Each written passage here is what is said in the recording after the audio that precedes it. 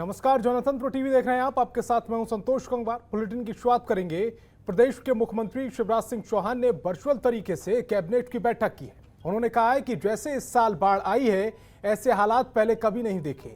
इसके साथ उन्होंने कहा कि सरकार की तरफ से पीड़ितों के लिए राहत देने के काम किए जा रहे हैं, इसमें कोई कोताही नहीं बरती जा रही है। जनता को इस प्राकृतिक आपदा से निकाल कर ही रहेंगे, ये हमारा वज्र और दृढ़ संकल्प है। मध्य प्रदेश के सीएम शिवराज सिंह चौहान ने कहा है कि बाढ़ से उत्पन्न इन परिस्थितियों में हमारी पहली प्राथमिकता जनता के जीवन को सुरक्षित करना है।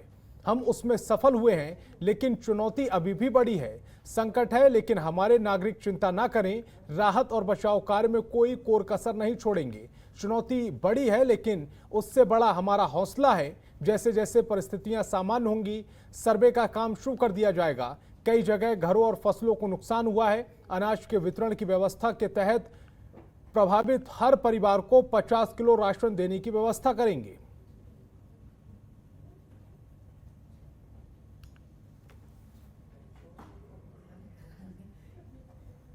राहत के कामों के लिए, पुनर्वास के कामों के लिए और इंफ्रास्ट्रक्चर अधोसंरचना को फिर से खड़ा करने बनाने के लिए एक टास्क फोर्स बना रहा हूं। 11 विभाग रहेंगे, क्योंकि समन्वय से ये करना पड़ेगा, कोऑर्डिनेट करके करना पड़ेगा हमको काम।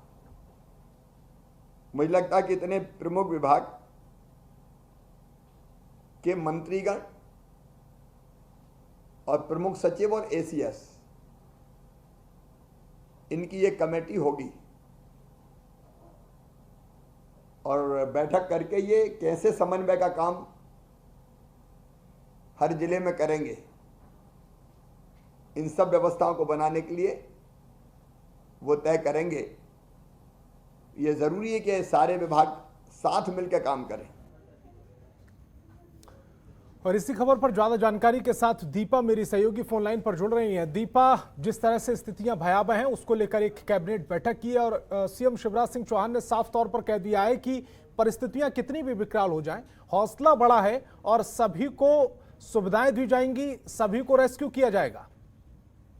जी, निश्चित तौर पर सारी व्यवस्थाएं जो है वो सीएम शिवराज सिंह चौहान जो है उनके द्वारा की जा रही है, क्योंकि हम देख रहे हैं कि पिछले 5 दिनों से बाढ़ की स्थिति जो है वो उत्तरी मध्य प्रदेश के अंदर लगातार बनी हुई है। यानी कि ग्वालियर चंबल का जो एरिया है, वहां पर लगातार बाढ़ की स्थितियां जो है वो अभी भी निर्मित होती हुई नजर आ रही है, क्योंकि कहीं ना कहीं नदियों का पानी है वो अब कहीं ना कहीं धीरे धीरे उतरता हुआ नजर आ रहा है, जिसके बाद जो रेस्क्यू का कार्य है वो भी तेजी से किया जा रहा है। और अभी तक अगर देखा जाए तो काफी ज्यादा लोग जो है उन्हें रेस्क्यू करके निकाल भी लिया गया है।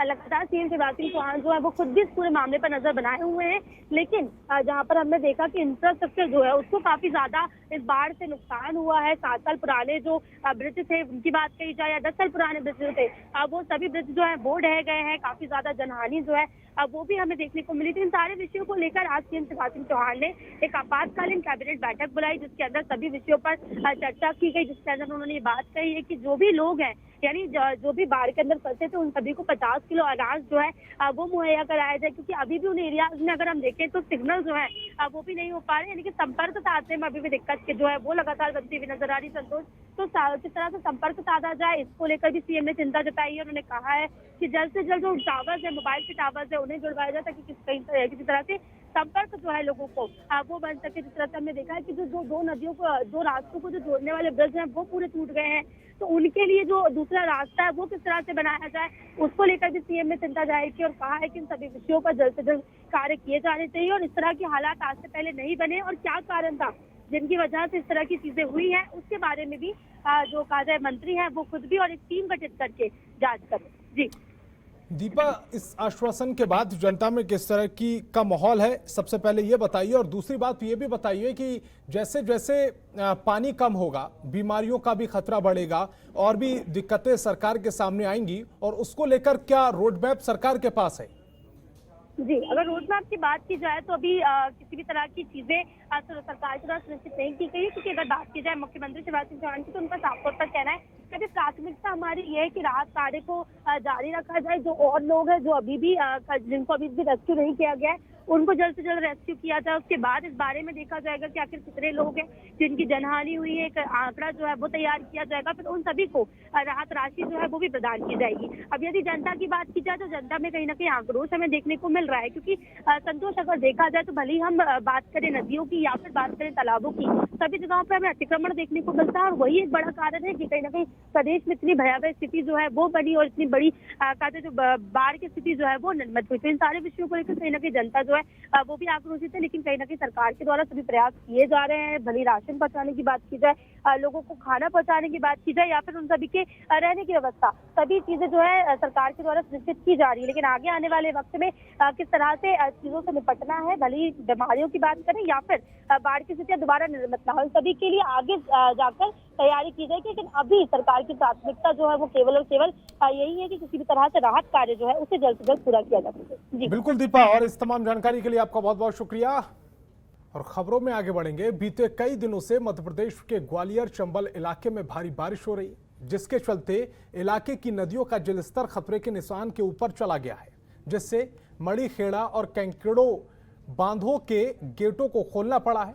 जहां बांधों का पानी नदियों में छोड़े जाने से नदियां किनारे वाले गांवों में बाढ़ जैसे हालात पैदा हो गए हैं, जिससे गांव के घरों में पानी भर रहा है और यह मंजर काफी भयावह होता जा रहा है। जिसके बाद भारतीय सेना ने रेस्क्यू कर हालातों का जायजा लिया और काबू पाने की कोशिश की है। वहीं इन रेस्क्यू की पल की मॉनिटरिंग खुद मध्य प्रदेश के मुख्यमंत्री शिवराज सिंह कर रहे हैं। आपको बता दें कि इस रेस्क्यू के भिंड जिले की सिंध नदी के किनारे वाले 2 दर्जन से ज्यादा गांव बाढ़ की चपेट में आ गए, जिसमें रेस्क्यू अभियान चलाया गया। और रेस्क्यू के दौरान हेलीकॉप्टर से 36 गांवों को एयरलिफ्ट और 8 नाव की मदद से 400 से 500 लोगों का रेस्क्यू किया गया। बाढ़ग्रस्त क्षेत्र से बाहर निकालकर उन्हें सुरक्षित स्थान तक पहुंचाया गया है।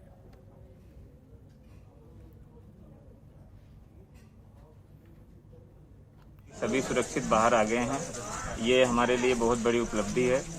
सेना ने अपनी जिम्मेदारी को पूरी तरह निभाया है। जितना हमसे हो सका हमने खास करके महिलाओं को, बच्चों को फर्स्ट प्रायोरिटी दी निकालने में, और उसमें हम सफल भी रहे हैं।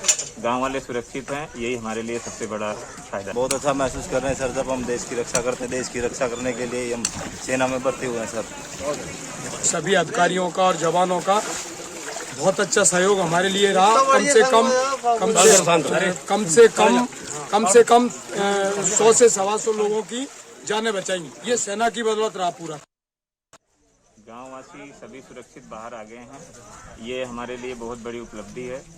सेना ने अपनी जिम्मेदारी को पूरी तरह निभाया है। जितना हमसे हो सका हमने खास करके महिलाओं को, बच्चों को फर्स्ट प्रायोरिटी दी निकालने में, और उसमें हम सफल भी रहे हैं। गांव वाले सुरक्षित हैं, यही हमारे लिए सबसे बड़ा फायदा है। बहुत अच्छा महसूस कर रहे हैं सर, जब हम देश की रक्षा करते हैं। देश की रक्षा करने के लिए हम सेना में भर्ती हुए हैं सर। कम से कम 100 से 125 लोगों की जानें बचाई। ये सेना की बदौलत रहा पूरा। अब प्रदेश के कई जिलों में अब भी बाढ़ जैसे हालात बने हुए हैं। मध्य प्रदेश के शिवपुरी जिले में बाढ़ से काफी नुकसान हुआ है। इस नुकसान की भरपाई सरकार कैसे करेगी, 7वीं राहत कार्य के लिए क्या कुछ किया जाएगा, इन सभी विषयों पर हमारे स्टेट हेड नीरज श्रीवास्तव ने शिवपुरी प्रभारी मंत्री महेंद्र सिंह सिसोदिया से खास बातचीत की है।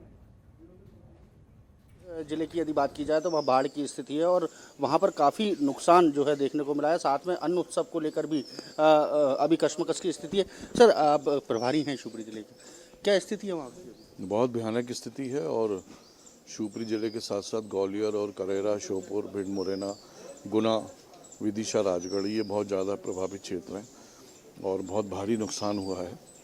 कल माननीय मुख्यमंत्री जी ने क्षेत्र का दौरा भी किया है और अभी कैबिनेट की मीटिंग में भी हम लोगों ने ये रखा है कि जो अन्न उत्सव इन जिलों में ना मनाया जाएगा, रेगुलर जो नॉर्मल चलता है वही चलेगा, उत्सव के रूप में नहीं मनाया जाएगा। साथ में सर, जो ज़्यादा परेशान हुए हैं लोगों के, काफ़ी मकान बह गए हैं, तो उनको किस तरह से सहायता उपलब्ध कराएं?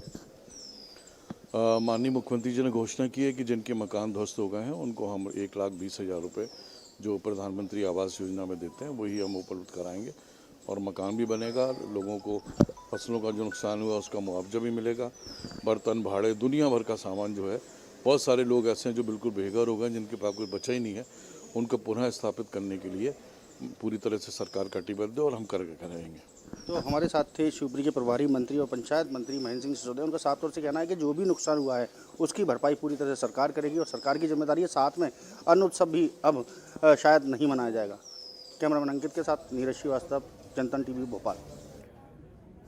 तो इस बुलेटिन में फिलहाल इतना ही। 4:58 पर देखिए हमारा खास कार्यक्रम 5 का प्राइम टाइम। खबरों के निष्पक्ष विश्लेषण के लिए सब्सक्राइब करें Jantantra TV and press the bell icon. Never miss any update.